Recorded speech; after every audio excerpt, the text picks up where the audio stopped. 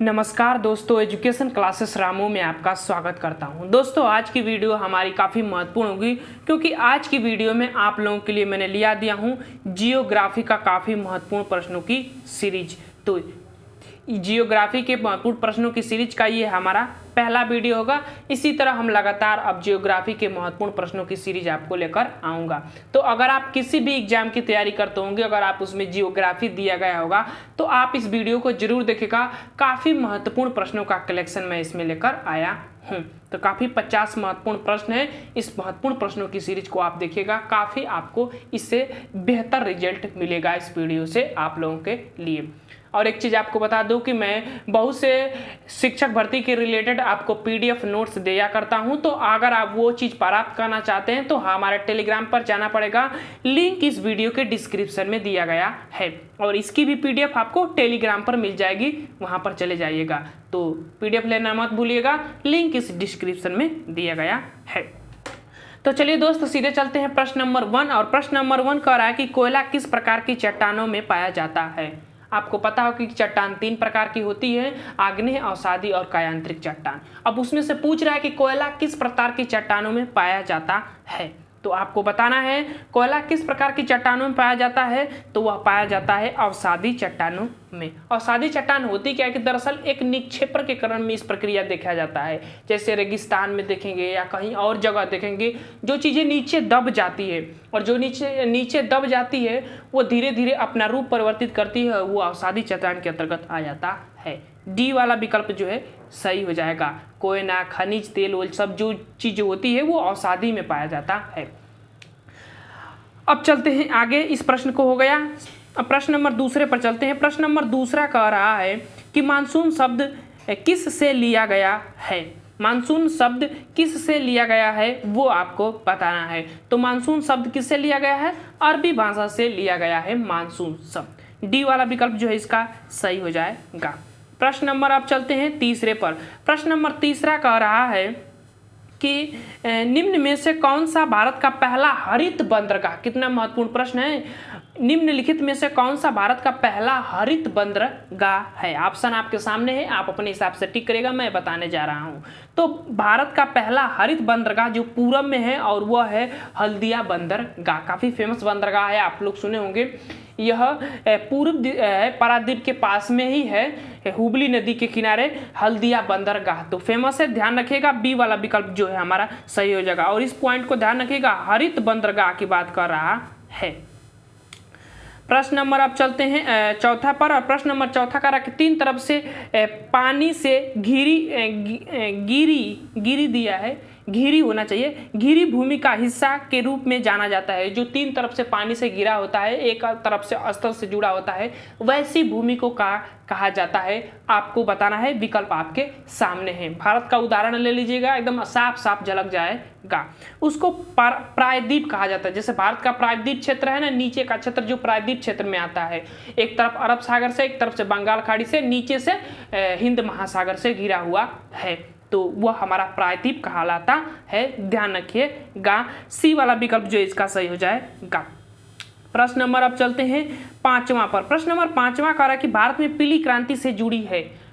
पीली क्रांति किससे जुड़ी है वो सिर्फ आपको इसमें से बताना है। विकल्प आपके सामने है। इसको ट्रिक से याद कराऊंगा कि कैसे याद होगा आप लोगों के लिए। तो देखिए, ऑप्शन आपके सामने, टिक कर लीजिएगा। पीली क्रांति किससे संबंधित है? तो वह तिलहन उत्पादन से संबंधित है। और तिलहन का जो फूल होता है कैसा होता है? पीला होता है। और बीज भी तिलहन की पीली होती है अंदर वाले हिस्से में, अगर आप देखेंगे तो ऐसे जोड़ लीजिएगा, पीली क्रांति तिलहन उत्पादन से। डी वाला विकल्प 5वां का सही हो जाएगा।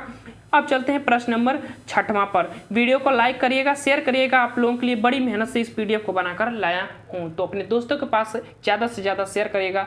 जितना इस वीडियो को रैंक करेगा उससे भी अच्छे पीडीएफ मैं आप लोगों के लिए लेकर आऊँगा। प्रश्न नंबर 6 है कि विश्व की सबसे लंबी नदी नील नदी किस महाद्वीप से होकर बहती है। महाद्वीप पूछ रहा है, किस महाद्वीप से होकर बहती है। सबसे लंबी नदी है, सबको पता होगा, यह अफ्रीका महाद्वीप में बहती है नील नदी, जो कि नीली नील और श्वेत नील विक्टोरिया झील से निकलती है, और एक और द्वीप है उससे निकलने के बाद ये दोनों मिलती है तो एक नील नदी का निर्माण करता है। मिस्र का इसको वरदान कहा जाता है। नील नदी गो रेगिस्तान के होते हुए भूमध्य सागर में जाकर गिर जाती है ये नील नदी। तो पूछा प्रश्न है अफ्रीका महाद्वीप में बहती है, बस बी वाला विकल्प इसका सही हो जाएगा। आशा करता हूँ आपको पूरा समझ में आ रहा होगा।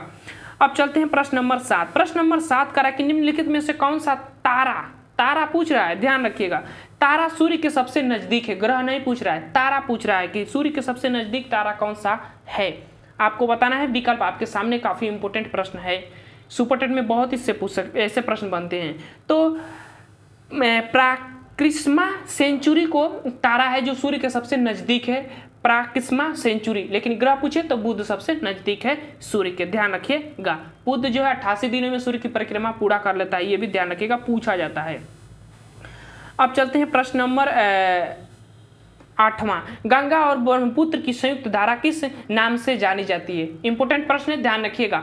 गंगा और ब्रह्मपुत्र की संयुक्त धारा किस नाम से जानी जाती है। विकल्प आपके सामने है, विकल्प टिक करिएगा, मैं टिक करने जा रहा हूं। ऑप्शन है मेघना नदी। ये बांग्लादेश में जाकर इसका मेघना नाम पड़ जाता है, जहां पर गंगा का पद्मा और ब्रह्मपुत्र का जमुना नाम पड़ता है। और जैसे ही मतलब बांग्लादेश में पहुंचती है तो इन दोनों का नाम हो जाता है। जैसे इन दोनों की जलधाराएं मिलती है तो संयुक्त जलधारा को मेघना नाम दिया जाता है। सुंदरबन का डेल्टा यही नदियां निर्माण करती है, ध्यान रखिएगा।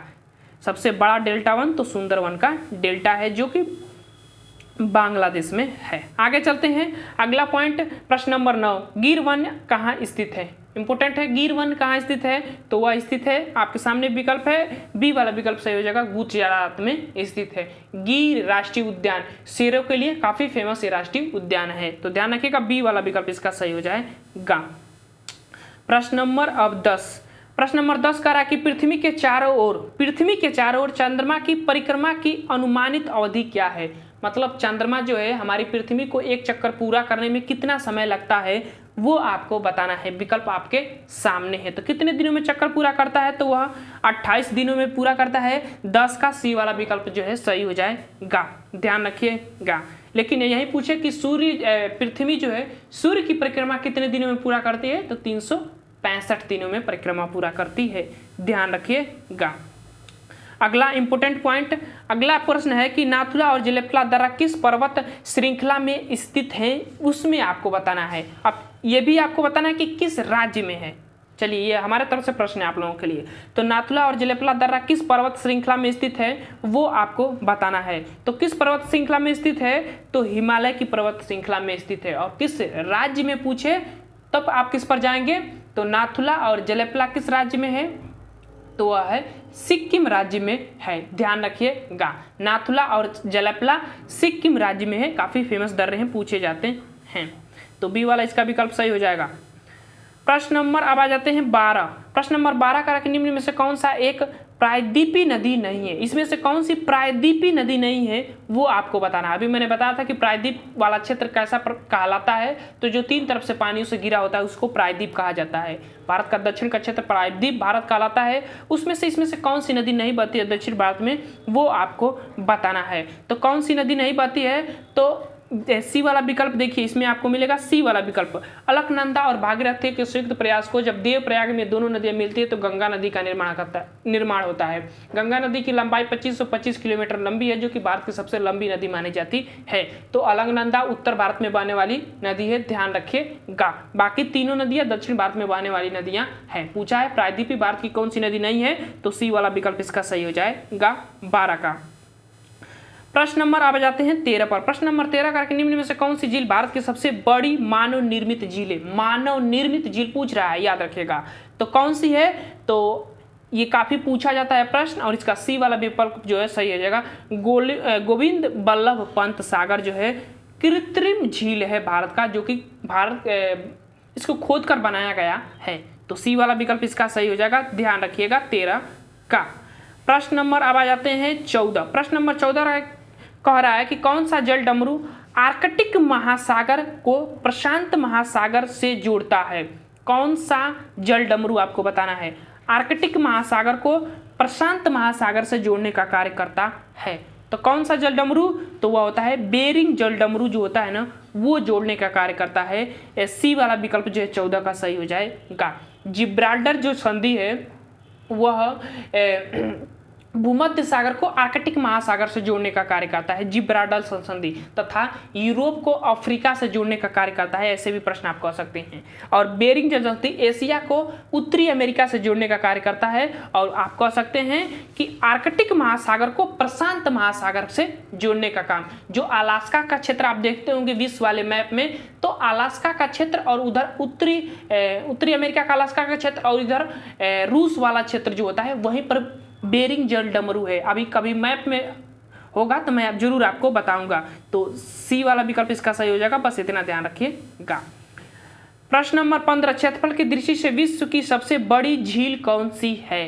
क्षेत्रफल की दृष्टि से विश्व की सबसे बड़ी झील कौन सी है? तो वह कौन सी है? कैस्पियन सागर। कैस्पियन सागर, डी वाला विकल्प जो है इसमें सही हो जाएगी। यूरोप की सबसे लंबी नदी जो वोल्गा नदी होती है वो इसी कैस्पियन सागर में आकर गिरती है, ध्यान रखिएगा। तो विश्व की सबसे बड़ी झील तो कैस्पियन सागर। अगर ये पूछे कि मीठे पानी की सबसे बड़ी झील, तब आप सुपीरियर झील पर जा सकते हैं और वह उत्तरी अमेरिका की झील है। तो ध्यान रखिएगा, प्रश्न के अकॉर्डिंग डी वाला विकल्प हमारा सही हो जाएगा 15 का। आगे चलते हैं और अगला हमारा प्रश्न है कि सौर मंडल में कौन सा ग्रह अन्य ग्रहों की तुलना में विपरीत दिशा में चलता है? विपरीत दिशा में चलता है अन्य ग्रहों की तुलना में। तो कौन सा चलता है? वह चलता है सौर का सी वाला विकल्प अरुण। अरुण और एक शुक्र, दो ग्रह ऐसे हैं जो कि बाकी ग्रहों से विपरीत चक्कर लगाते हैं। यानी कि ये इनका चक्कर लगाने का तरीका होता है क्या कि ये पूर्व से पश्चिम की तरफ चक्कर लगाते हैं, लेकिन बाकी ग्रह जो होते हैं वह पश्चिम से पूरब की तरफ चक्कर लगाते हैं। इसीलिए तो सूर्य जो होता है वह पूरब की तरफ से उगता है और वह पश्चिम की तरफ जाकर डूब जाता है, ऐसा हमको देखने पर महसूस होता है। तो उसकी परिक्रमा ऐसे ध्यान रखेंगे तो ध्यान रखेगा अरुण और शुक्र दो ऐसे ग्रह हैं जिनकी घूमने की गति बाकी सभी ग्रहों से विपरीत होती है, बस इतना ध्यान रखिएगा। सी वाला विकल्प 16 का सही हो जाएगा। प्रश्न नंबर 17, कर्क रेखा भारत के किस राज्य से होकर नहीं गुजरती है? याद रखिएगा, इस कर्क रेखा से तो कई तरह से प्रश्न पूछते हैं। कभी कभी पूछते हैं कि पश्चिम से पूरब की तरफ कर्क रेखा से गुजरने वाले राज्यों के क्रम बताइए, ऐसे ऐसे प्रश्न पूछ सकते हैं यहाँ से। लेकिन अभी तो यहाँ पूछा कि कर्क रेखा भारत के किस राज्य से होकर नहीं गुजरती है। आपको बताना चाहूंगा, विकल्प आप चुन लीजिएगा आंसर। कर्क रेखा भारत के 8 राज्यों से होकर गुजरती है और इसमें से किस राज्य से नहीं होकर गुजरती है? तो वह है डी वाला विकल्प महाराष्ट्र। बता दूं आपको कि किन किन राज्यों से होकर कर्क रेखा गुजरती है, तो याद रखिएगा राजस्थान, गुजरात, मध्य प्रदेश, उसके बाद आता है झारखंड, छत्तीसगढ़, झारखंड और पश्चिम बंगाल, छत्तीसगढ़। उसके बाद उधर आ जाइए, 2 राज्य उधर हैं और उसमें से मिजोरम और त्रिपुरा वो राज्य हैं। तो मिजोरम, त्रिपुरा दिया है, गुजरात दिया है, ये वाला विकल्प जो है महाराष्ट्र से नहीं गुजरती है। तो डी वाला विकल्प हमारा सही हो जाएगा 17 का। प्रश्न नंबर अब चलते हैं 18 और यह कह रहा है कि प्रसिद्ध जोग जलप्रपात डैश डैश में है। तो यह किस राज्य में है वो आपको बताना है। तो जोग जो राज्य है, मतलब जोग परसोप्पा इसको कहते हैं, जोग परसोप्पा जलप्रपात जो है यह कर्नाटक राज्य में है। 18 का पहला वाला विकल्प सही हो जाएगा। इसी पर महात्मा गांधी विद्युत प्लांट भी स्थापित किया गया है, इसी बंदरगाह पर। तो ध्यान रखिएगा, ये मतलब इसी जलप्रपात पर स्थापित किया गया है। ए वाला विकल्प हमारा इसका सही हो जाएगा 18 का, कर्नाटक में है, ध्यान रखिएगा। सबसे ऊंचाई पर स्थित जलप्रपात यही है भारत का, ये भी याद रखिएगा। ऊंचाई पर स्थित है, ऊंचा नहीं है, ऊंचाई पर स्थित है, बस इतना ध्यान रखिएगा। प्रश्न नंबर 19, बाण सागर बांध किस नदी पर है? बाण सागर बांध किस नदी पर है वो आपको बताना है। तो किस नदी पर है? तो यह सोन नदी पर है बाण सागर बांध, ध्यान रखिएगा, इंपोर्टेंट है आप लोगों के लिए। आगे चलते हैं और अगला पॉइंट है 20वां प्रश्न, पन्ना राष्ट्रीय उद्यान किस राज्य में स्थित है? तो पन्ना राष्ट्रीय उद्यान किस राज्य में स्थित है वो आपको बताना है। तो किस राज्य में?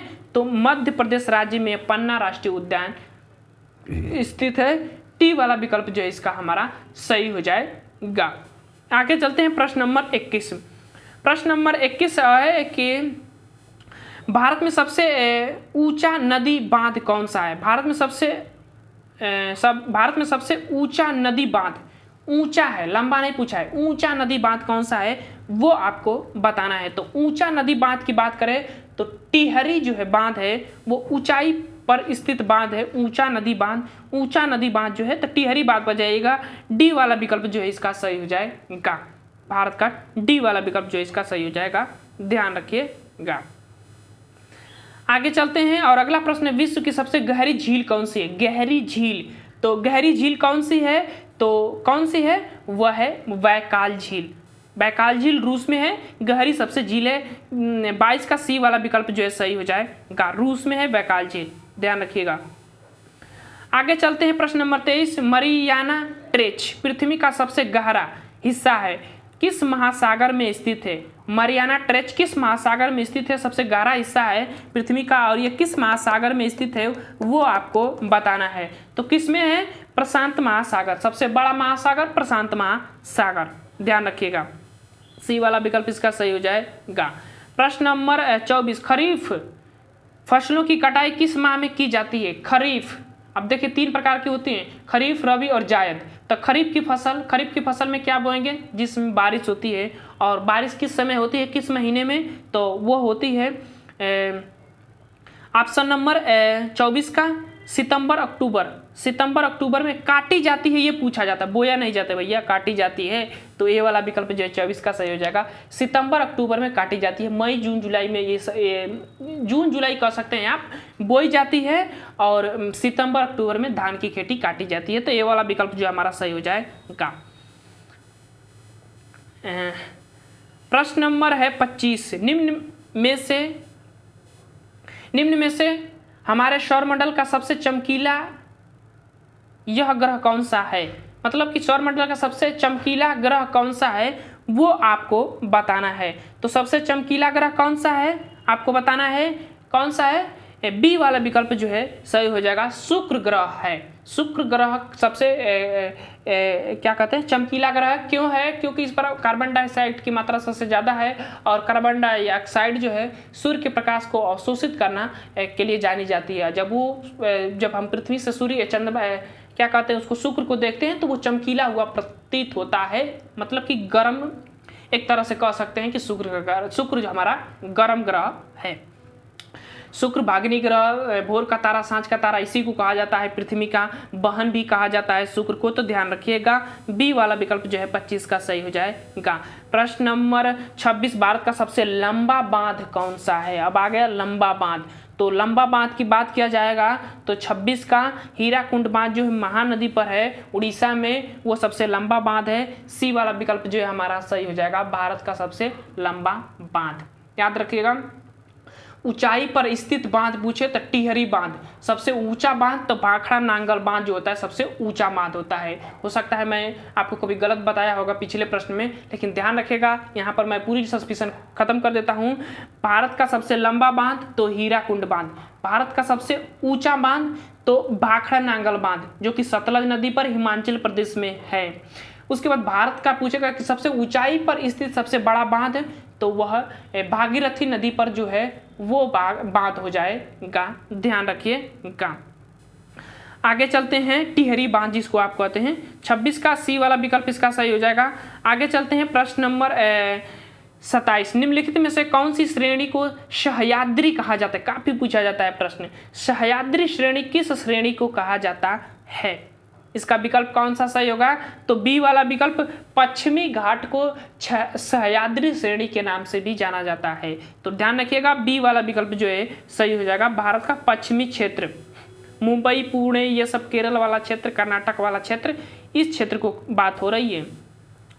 अब आ जाते हैं प्रश्न नंबर 28, बिहार का शोक कही जाने वाली नदी कौन सी है आपको बताना है। तो बिहार का कोस कौन सी नदी है? कोसी नदी, काफ़ी फेमस नदी है, अपना रास्ता बदलने के लिए ये नदी जानी जाती है। बारिश के दिनों में तो ये इतना तबाही मचाती है वो बिहार में कि हालत खराब हो जाता है। सी वाला विकल्प जो है 28 का सही हो जाएगा। तो कोसी नदी बिहार का शोक नदी कहा जाता है। झारखंड का शोक नदी कौन सा है? तो दामोदर नदी है झारखंड का शोक, क्योंकि सबसे प्रदूषित नदी वो है झारखंड की। 29 प्रश्न, निम्नलिखित में से कौन सी एक परमाणु ऊर्जा केंद्र नहीं है? इसमें से कौन सा एक परमाणु ऊर्जा केंद्र नहीं है? ध्यान रखिएगा। कौन सा नहीं है, तो रामगुंडम, ए वाला विकल्प जो है 29 का सही हो जाएगा। रावत भाटा राजस्थान में है, परमाणु ऊर्जा केंद्र है ये हमारा। नरोरा बुलंदशहर यूपी में है, काफ़ी पूछा जाता है। कल्पक्कम केरल में है। तो ये सब परमाणु ऊर्जा केंद्र है, ध्यान रखिएगा। अब बाकी चीज़ें इसका विकल्प जो है ए वाला सही हो जाएगा। अब चलते हैं प्रश्न नंबर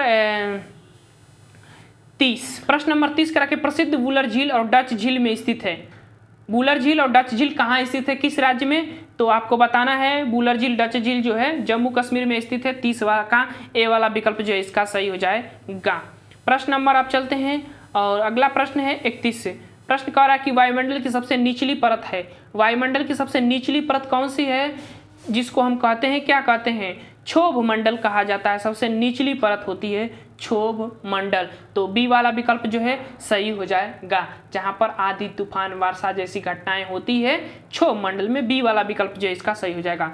5 परतों में बांटा गया है पृथ्वी का ऊपरी क्षेत्र को, 5 भागों में।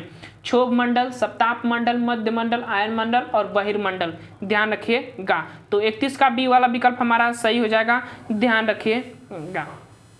आगे चलते हैं प्रश्न नंबर 32। निम्नलिखित में से कौन सी हवा सबसे नियमित है।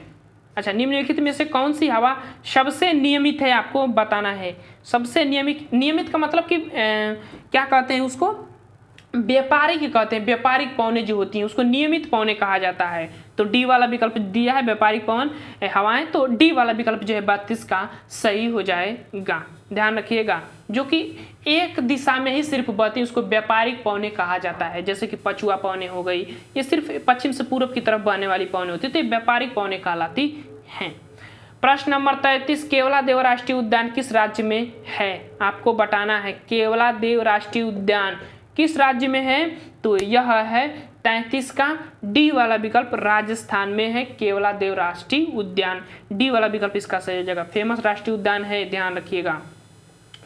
प्रश्न नंबर 34। करेवा जो मिट्टी गाद का प्रकार है, करेवा जो मिट्टी गाद का प्रकार है, यह भारत के किस राज्य में पाई जाती है। करेवा जो मिट्टी होती है, गाद जिसको कहा जाता है, मिट्टी या गाद कह सकते हैं, मतलब वो मट्टी को मड़िया बना देते हैं, उसको गाद कहा जाता है। तो करेवा जो है किस राज्य की मिट्टी में पाई जाती है, किस राज्य में पाई जाती है, वो आपको बताना है। तो यह जम्मू कश्मीर वाले क्षेत्रों में जो है पाई जाती है करेवा मिट्टी। तो ए वाला विकल्प जो है 34 का सही हो जाएगा। प्रश्न नंबर 35। डैश डैश बांध तमिलनाडु में कावेरी नदी पर स्थित है। तो इसमें से कौन सा बांध जो है कावेरी नदी पर स्थित है, वो आपको बताना है। तो कौन सा बांध है जो कावेरी नदी पर स्थित है, विकल्प आपके सामने है। और वह मट्टू बांध जो है कावेरी नदी पर स्थित है, ध्यान रखिएगा। मट्टू बांध 35 का डी वाला विकल्प जो है सही हो जाएगा, कावेरी नदी पर स्थित है, ध्यान रखिएगा। अब आगे चलते हैं और अगला प्रश्न है हमारा कि 36 प्रश्न। कौन सी खाड़ी भारत और श्रीलंका को अलग करती है। तो कौन सी खाड़ी जो है भारत को श्रीलंका से अलग करने की काम करती है, तो कौन सी खाड़ी है, तो वह है मन्नार की खाड़ी। बी वाला विकल्प जो है 36 का बी वाला विकल्प जो है सही हो जाएगा। एक और भी प्रश्न पूछता है कि कौन सा डमरू, पाक जल डमरू जो होता है वो भारत और श्रीलंका को अलग करने का कार्य करता है। और खाड़ी पूछे तो मन्नार की खाड़ी तमिलनाडु के नीचे स्थित है, ध्यान रखिएगा।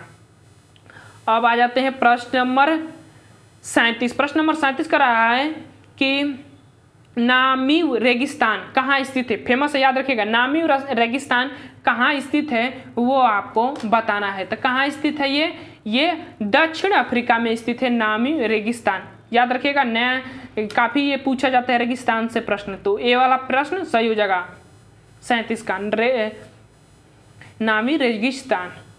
प्रश्न नंबर 38। प्रश्न नंबर 38 का रहा है कि इनमें से कौन लेह और लद्दाख में स्थित है। इनमें से कौन लेह और लद्दाख में स्थित है, यानी कि ये बंदर इसको क्या कहते हैं, ये दर्रा है। इसमें से कौन सा दर्रा जो है लेह और लद्दाख में स्थित है वो आपको बताना है।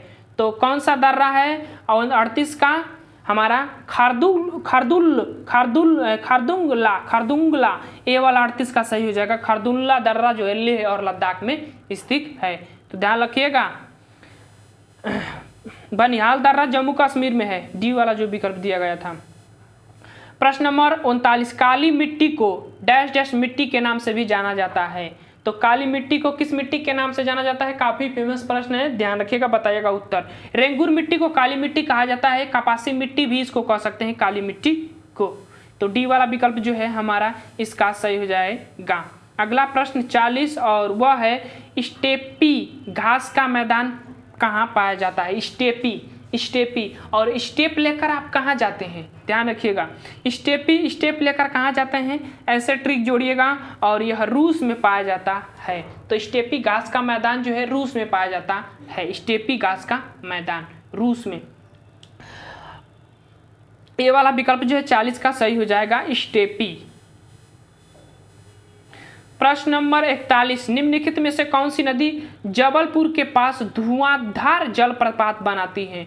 धुआंधार जलप्रपात कौन सी नदी जो है मध्य प्रदेश में बनाती है? तो कौन सी? नर्मदा नदी। रिफ्र घाटी में बहने वाली नदी जो है नर्मदा नदी है। नर्मदा और ताप्ती दोनों नदियां हैं। और नर्मदा नदी जो है धुआंधार जलप्रपात जो है मध्य प्रदेश के जबलपुर में बनाती है। तो ध्यान रखिएगा, बी वाला विकल्प इसका सही हो जाएगा। प्रश्न नंबर अगला प्रश्न है कि निम्नलिखित में से किस नदी को दक्षिण गंगा या वृद्ध गंगा के नाम से जाना जाता है? तो किसको? डी वाला विकल्प जो है 42 का सही हो जाएगा, गोदावरी नदी को कहा जाता है दक्षिण भारत की गंगा और वृद्ध गंगा के नाम से। प्रश्न नंबर 43, भारत का कौन सा राज्य मोटे अनाज का प्रमुख उत्पादक है? तो मोटे अनाज का कौन सा राज्य उत्पादक राज्य है?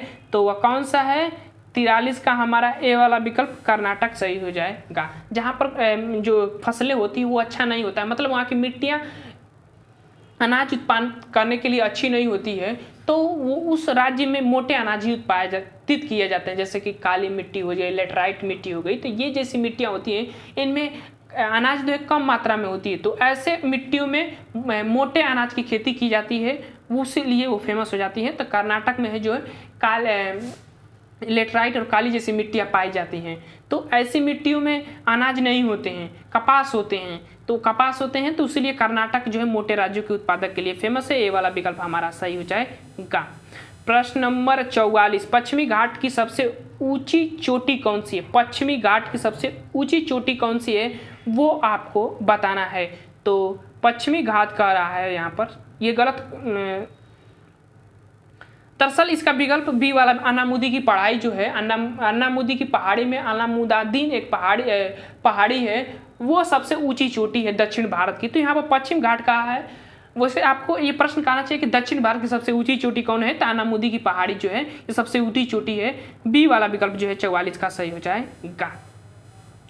प्रश्न नंबर 45 कह रहा है कि निम्नलिखित में से कौन सी नदी 2 बार कर्क रेखा को काटती है? कर्क रेखा भारत के 8 राज्यों से होकर गुजरती है। और कौन सी नदी है जो भारत में कर्क रेखा को 2 बार काटती है? तो कौन सी नदी? माही नदी। ध्यान रखिएगा, माही नदी भारत की है जो कर्क रेखा को 2 बार काटती है।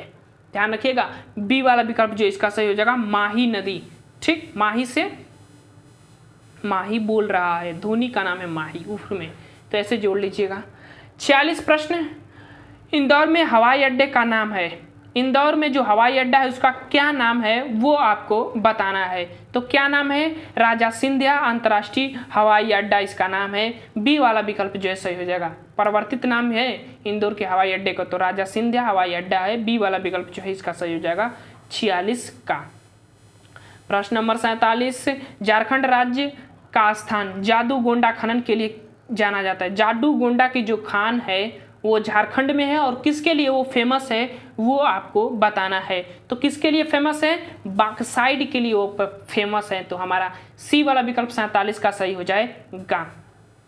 प्रश्न नंबर अब चलते हैं 48, और प्रश्न नंबर 48 कह रहा है कि मैग्नाइट किस के अयस्क के रूप में उपयोग किया जाता है? तो मैग्नाइट का अयस्क क्या होता है, आप ऐसे प्रश्न कर सकते हैं, वो बताना। तो मैग्नीज का मैग्नाइट अयस्क होता है। बी वाला विकल्प जो है सही हो जाएगा 48 का। प्रश्न नंबर अब 49, प्रश्न नंबर 49 करा कि भारत का सबसे बड़ा बॉक्साइट उत्पादित राज्य कौन सा है? सबसे बड़ा उत्पादित राज्य कौन सा है? तो उड़ीसा है। छोटा नागपुर का पठार वाला क्षेत्र जो होता है वह खनिज उत्पादितों में काफ़ी फेमस क्षेत्र है, और वो छोटा नागपुर का पठार जो है वो उड़ीसा के क्षेत्र में भी फैला हुआ है। तो बॉक्साइट उत्पादक राज्य में बात करें तो उड़ीसा प्रथम स्थान में आता है। प्रश्न नंबर 49 हो गया। 50 पर चलते हैं और लास्ट प्रश्न होगा इस वीडियो का। 50 प्रश्न करा कि सम जलवायु कहाँ पाई जाती है। सम जलवायु, सम का मतलब समान जलवायु, कहाँ पाई जाती है, एक समान जलवायु जो है कहाँ पाई जाती है। तो कहाँ पाई जाती है, तो वह समुद्रों के पास वाला क्षेत्र होता है ना, वहाँ पर सम जलवायु पाई जाती है। तो ऑप्शन नंबर ए वाला विकल्प जो है हमारा सही हो जाएगा 50 का। तो ये थे ज्योग्राफी के 50 महत्वपूर्ण प्रश्न जो कि हमने इस वीडियो में पूरा करा दिया। ये वीडियो आपको पसंद आए तो चैनल को लाइक करिएगा, शेयर करिएगा अपने दोस्तों के पास ज़्यादा से ज़्यादा। तो चलिए दोस्त वीडियो को समाप्त करते हैं। Thank you for watching this video.